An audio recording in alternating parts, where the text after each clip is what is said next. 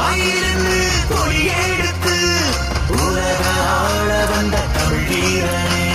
முருகாண்ட ஆட்சி இருக்க நெஞ்சில் அமிர்தமா, முருக சொல்லே வேத வாக்கு அச்சம் தவிருமா.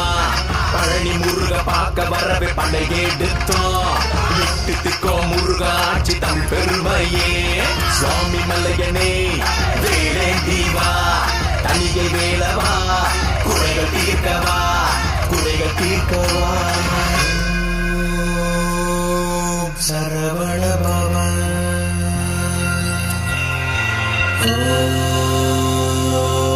சரவண பவா.